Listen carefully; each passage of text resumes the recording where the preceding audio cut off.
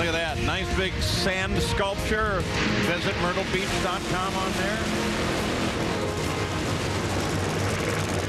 That's Matt Hagan as our final group is coming out.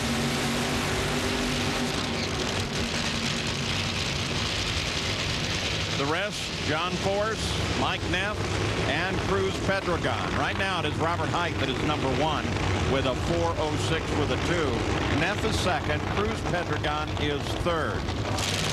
It'll be interesting to see what these cars can do, because they can make the horsepower. Like you said, Robert Height went that 4:06. He said he choked her down a little bit just to make sure it went down the track. We know all these cars are powerful and can definitely lay down that number 1 spot. Mike, let us not forget the John Force in the Castro High Mileage car. That was the car that Ashley Forsyth drove a year ago, which means it was one of the quickest and fastest cars all year long. It's one that Ron Douglas and Dean Antonelli have a very good hand on. They set the speed record here in that car a year ago. With a 4:12 in the first session out of lane number 4, I asked him how comfortable he was with his tune-up. Said very comfortable. We're just making adjustments for the lane. Lane number 1, according to Lanny McGlizzy, their track expert, says may be among the best. So they think they can go as quick, maybe even a little quicker than Robert Height. Mike Neff started the season with a win. Cruz started the season no lower than 5th in qualifying.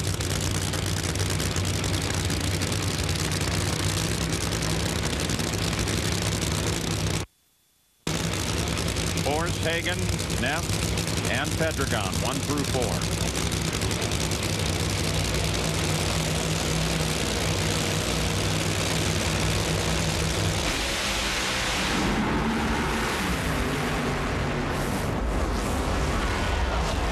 You saw Mike Neff get in trouble early on there.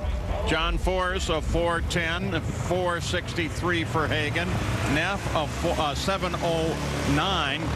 And so as a result of that, nobody goes higher than they were before. Robert Height still number 1. CPedregon. Cruz went 4:06 on that run. Just missed low ET by 0.02 of a second. Nice pass by the Cruiser. 307 miles per hour at the finish line. So the standings now, Robert Height, as we suggested, number 1, followed by Cruz, then Mike Neff and John Force. Bob Tasca is now in 8th. Hey, take a look at the bottom 8. John Smith, Matt Hagan, that 10th spot. Paul Lee, Tony Pedregon, bump spot. Jeff Arin with a 4:31 laps time in the Toyota. And 2 cars not in the field. That would be Melanie Troxel and Brian Thiel. There's theoretically a 3rd and 4th session, but it depends on the weather.